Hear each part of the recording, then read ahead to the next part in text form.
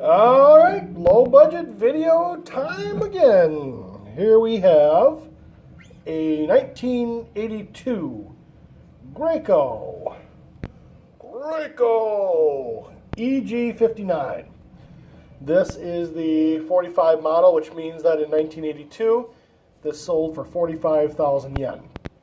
What that transfers to in American dollars, I have no idea. But anyway, so that's the model number. So the 45 indicates that it's on the lower end of the 59s. The 59 is based off all the specs of a 59 Les Paul. I've never had my hands on a 59 Les Paul. I'm just going to assume that, yes, this is all ergonomically correct to what the 59 Les Paul was. All I know is I love this guitar. It is so, to quote Ferris Bueller, so choice.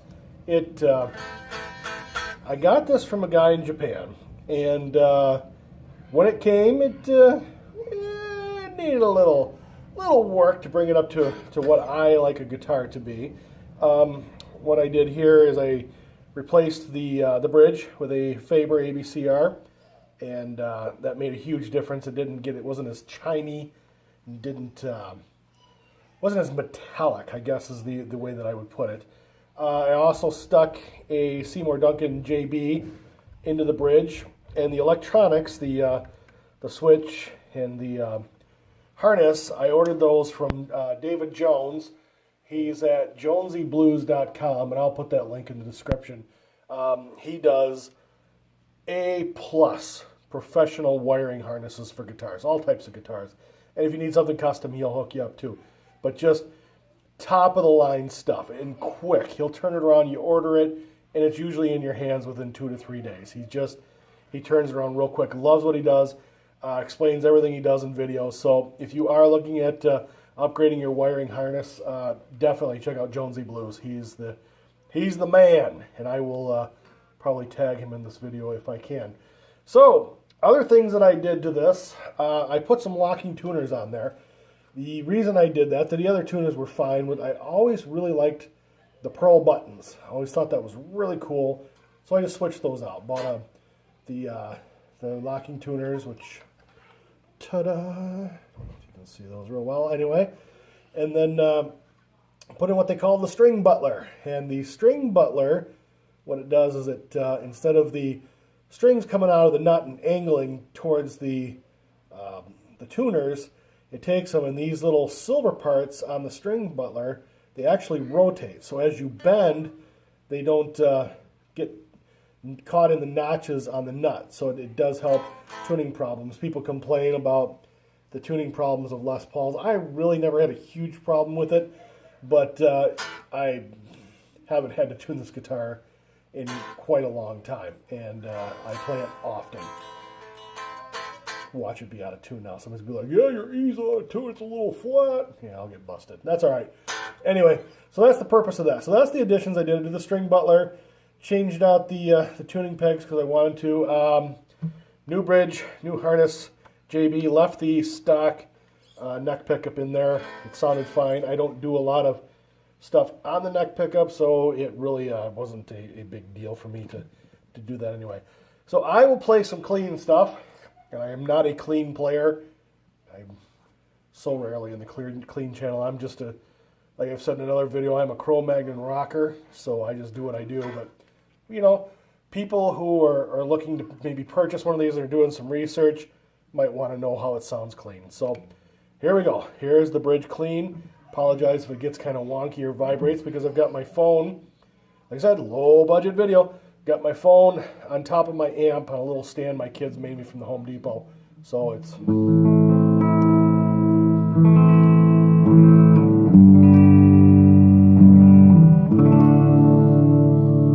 And what I've got is I've got a Blackstar HT Club 40, and the clean channel, the two knobs are basically 12 o'clock. So...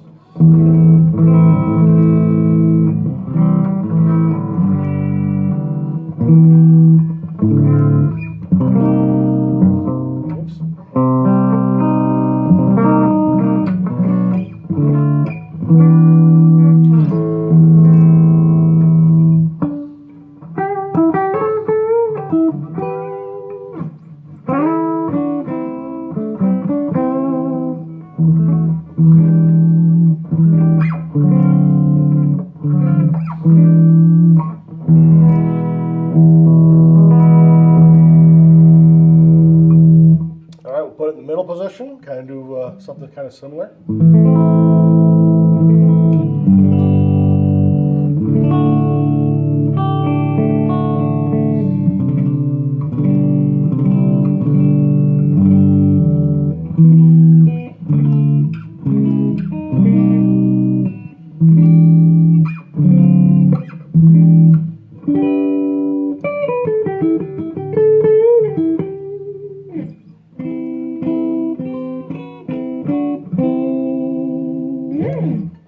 And then here is the neck pickup, which is stock, came stock on it. So I don't know if these are going to be U1000s or U2000s or Screaming 82s. I don't know what it is. The Greco experts out there will probably reply and let me know. But see, to me that sounds good. I don't operate a lot in the clean channel.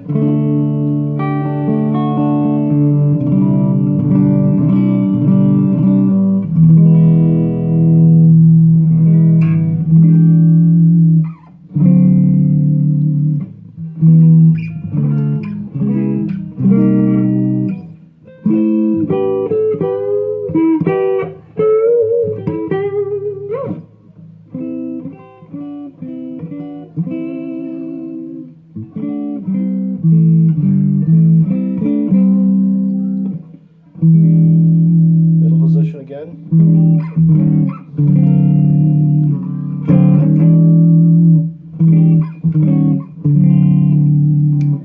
Bridge.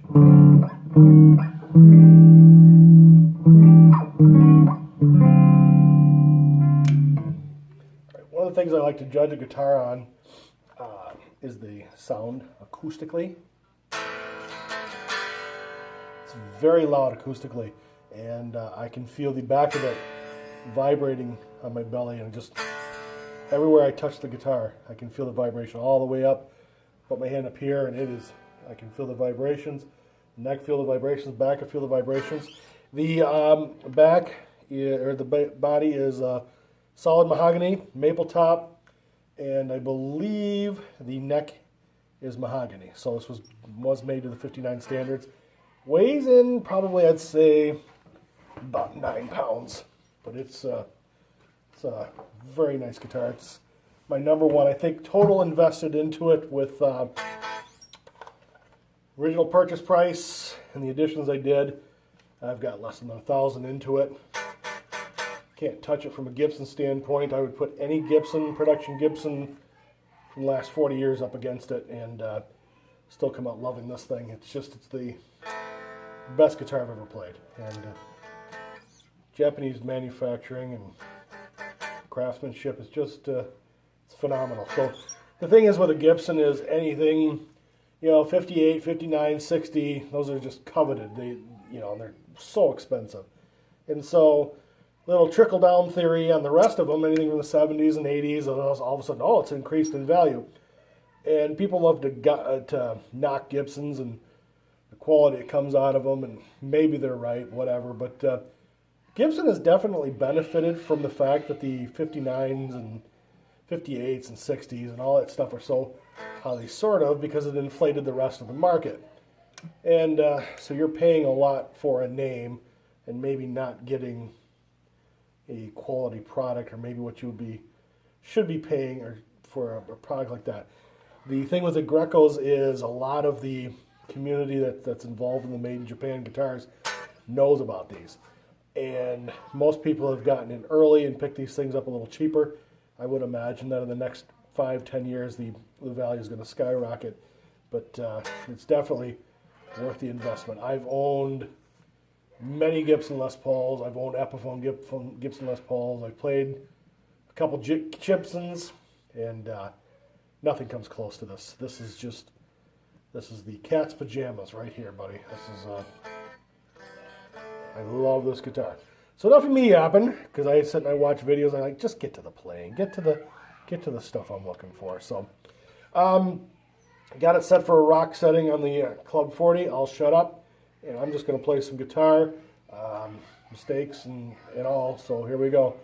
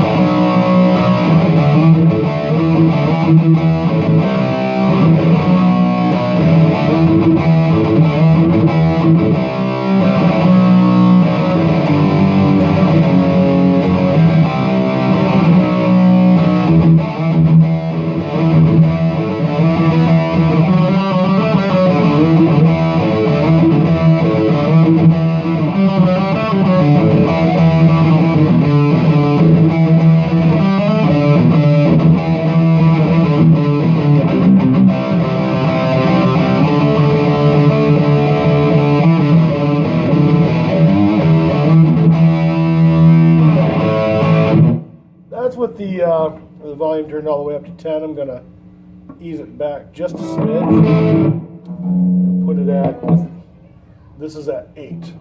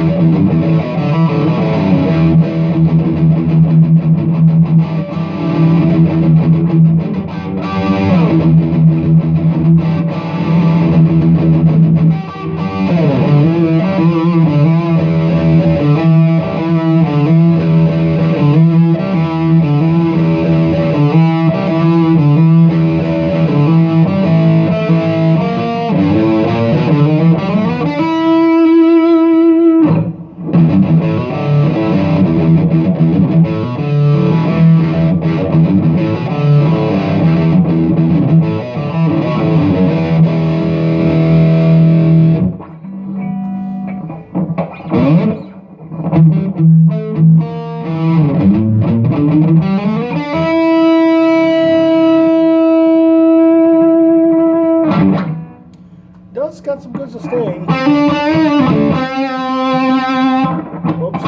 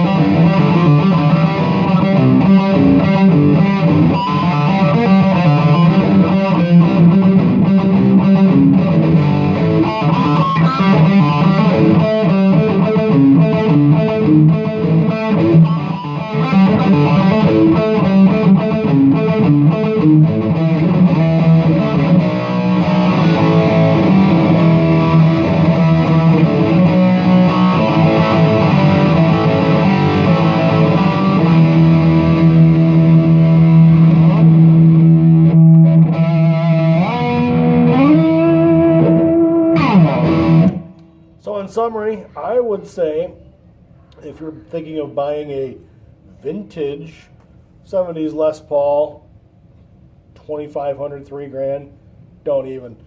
Pick up a Greco. Do your homework. Anything. This is a 45. You know, you're taking your chances of the quality you're going to get with something like that. Anything like a 70 or 700 or more, you're getting into the better end of them. And if you're even thinking about something like an Epiphone, same money you can get a better guitar. You know, the not many available in the United States. I got these through Reverb.